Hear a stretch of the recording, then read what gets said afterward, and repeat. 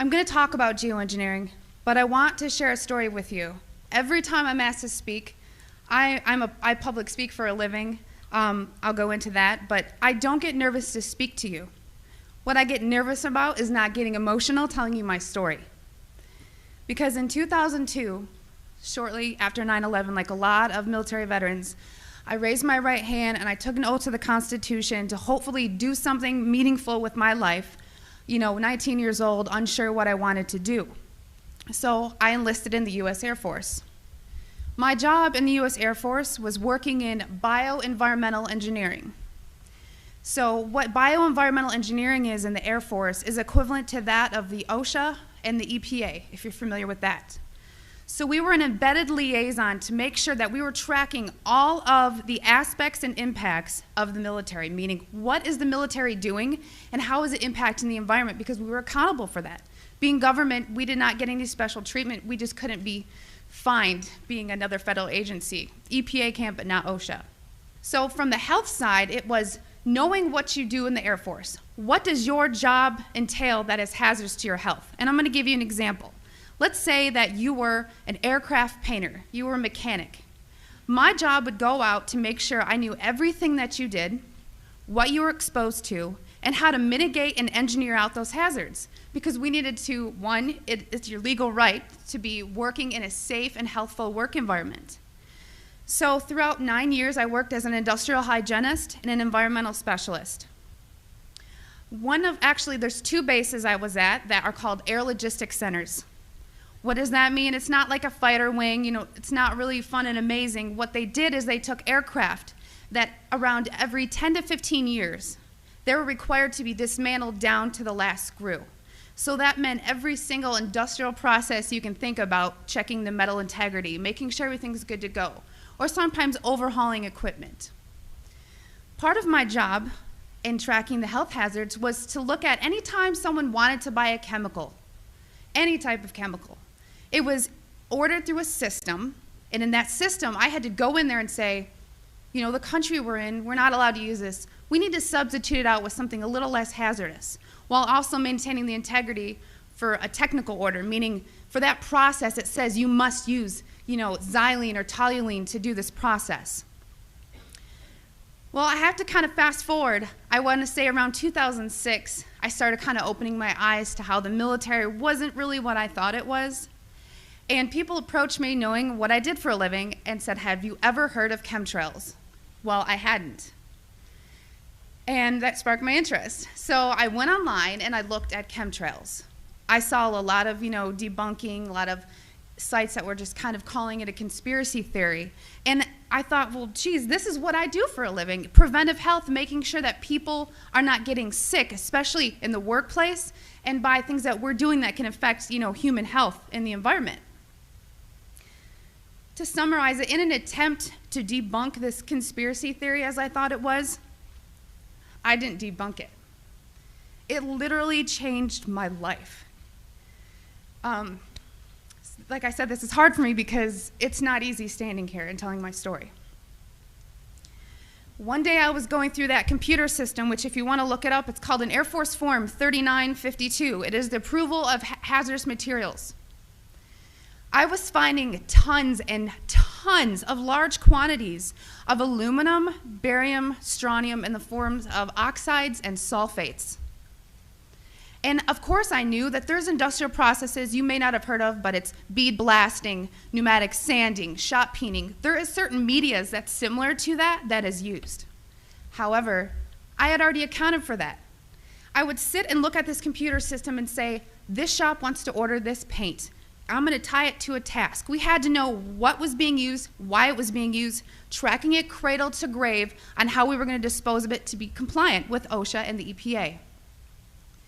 One of the legal requirements in approving these is looking at what used to be called the material safety data sheet. On that sheet, it's going to list the manufacturer. It's going to list some maybe acquired personal protective equipment that needs to be used or some ways to mitigate the exposures.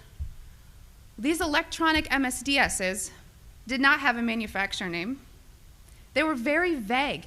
They almost looked to me like somebody had made it and scanned it into the system.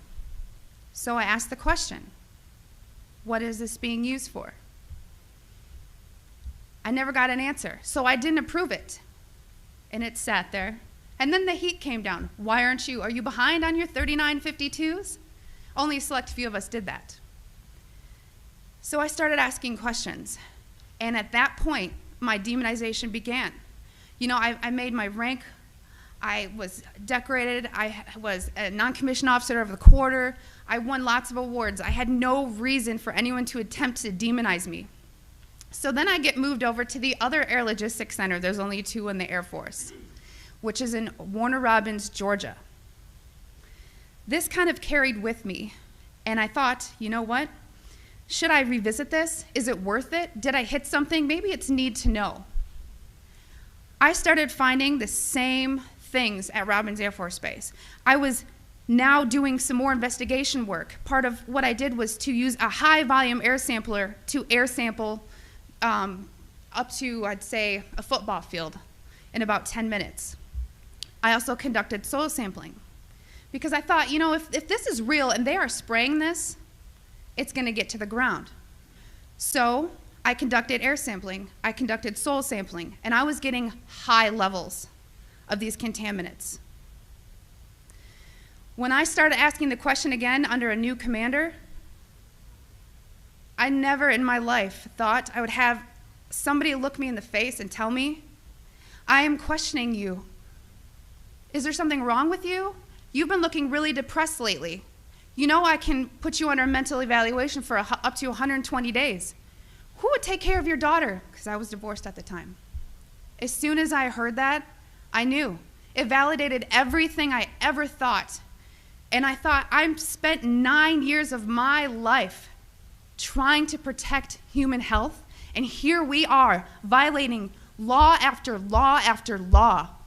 Just sitting here, instead of protecting the people, we are poisoning the people. And I've never got up so much courage from that fear of being thrown in a cage, because when you're in the military, folks, you're a number. You are a number, and every aspect of your life is controlled. I was so lucky that my enlistment was coming up and I was supposed to re-enlist. I ran and did not look back, and I have been blowing the whistle and shouting ever since. And I left October 27th, 2010. Thank you. It didn't just end there, though. You got to remember, there's a whole career field of people that work in bioenvironmental engineering. A lot of those people were told, do not talk to me. Do not talk to her. Do not email her. They were given no contact orders. Because my biggest thing was, if I'm just so, dishonest, don't you think somebody would come out and say, she was never in the military, or something negative to discredit me? They've ignored me, but they've tried to silence me. Every time I fly, I am pulled into a secret room. I literally am tagged in the system for the TSA. It is difficult. As an industrial hygienist, I do very well for myself, but it has been so difficult after leaving the federal government to maintain employment. Nowadays, everyone runs background checks on you, and the first thing they look at is, wow, here's a whistleblower. And you ask yourself, if this is true and we are spraying the people, where are the pilots? Where are the people? I don't know if you pay attention, but look at Snowden. Look at Manning. People don't come forward because these supposed Whistleblower Act protections that you have are not enforced, they're not supported, and they really don't exist. But what I want you to take from this is to understand that I am being completely honest with you, and that geoengineering is occurring, it's been occurring, it is not new, and your tax dollars are funding this. I 100% know that the U.S. Air Force was involved, and I think back to all these things that I never had noticed. If you don't know what to look for, you can't look for something. And once I realized a process they were trying to hide, people have come out of the woodworks, from EPA compliance officers to ex-people that I worked with in my career field, who I cannot state for obvious reasons. I've had pilots come forward. I've had people come forward that actually load the canisters on the planes. These people don't come forward because they are afraid that they're going to end up like Snowden. And I continue to speak to let people know I've been screaming about this for 3 years and I'm still here. And why are you so afraid? Because many of these people are on active duty. And if you are willing to die for your country, supporting, the Constitution and defending us from enemies foreign and domestic, you are willing to die for your country, but now you're scared. You are scared and cowardly to talk about this. So I'm not just speaking to all of you in this room, I'm speaking to all those people that are going to watch this online and watch it on YouTube. Because you can come forward, you can help expose this, and we can stop it. So many people want to ask, why? Why is this occurring? That's for later thought. From weather modification to weather weaponry, there's numerous reasons under Agenda 21 and tons of theories. But my job as an industrial hygienist is to make sure that I comply with the laws and enforce them. So it is unethical every day for all the other people that are out there that work in preventive health, or even physicians that aren't speaking about this. They need to. So one thing I want to tell you is what you can do about it. The biggest hurdle that we have is disinformation sites. I never say them, but I'm going to today, so that you know if anyone ever gives these to you as a reference to debunk you, it's Metabunk and Chemtrails Science. Those are two websites that are ran by a government shill named Mick West. And he is a computer gaming programmer who tries to tell you about persistent contrails. So somebody who isn't even credentialed in chemistry or physics or ecology, none of that, is trying to tell you that you're crazy. Okay? So also on social media, don't just hit the share button. There are links. You have to understand that I have met people who used to be purposeful disinformation trolls, as we call them. These people are paid to pretend that they're you, to get you on board to believe a website or an article, just so that you look so vulnerable. And then later it will be deemed non-credible, and then you look non-credible. So please vet, research. And if you have something to write with, I want you to take down my email. It is Kristen, Kristen, Megan, Meghan, @gmail.com. And by emailing me, I can give you some information for what I'm about to tell you. If you still don't believe it, or you still want to convince people, there's something you can do. You can take a glass jar. It needs to be a glass jar, so there's no BPAs. Take a rain sample and take a snow sample. I tried to discourage the soil sampling because everyone's background of where you live is different. Because a lot of the materials that are used in geoengineering are natural occurring in Earth, just not in the industrialized form that they're used. So if you take these rain samples and you take the snow samples, email me, because I cannot publicly tell you where to send them, because we've actually been blackballed by labs who refuse to run our samples. And a problem that is occurring is people are sending in rain samples to labs that don't realize how low the limit of detection needs to be, because these are nanoparticulates. They're very small. So if you email me, I can tell you where to send in your samples, and it's only around $50. That may be tough on some people, but it's way cheaper than maybe what you assumed.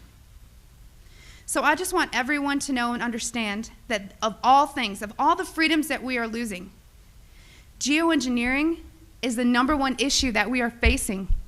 Because you can have guns and money and you can have everything. If you don't have food and water and you are dying of respiratory or neurological illnesses, what does it matter?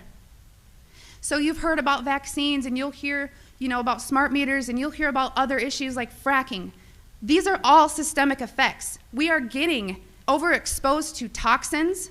People will tell you fluoride's in the water, but it's not a lot. It is a lot, because you're getting it everywhere in your food, water that you drink. Everything is washed with that water. And you're getting it in your vaccines. All this, it's a coupled systemic effect, and our bodies cannot metabolize these toxins.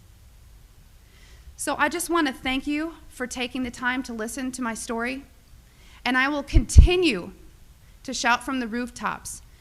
I don't care how many jobs I lose. I don't care how many friends or family I lose, because I took an oath. And in 9 years, I was not able to honor that oath, but I am today.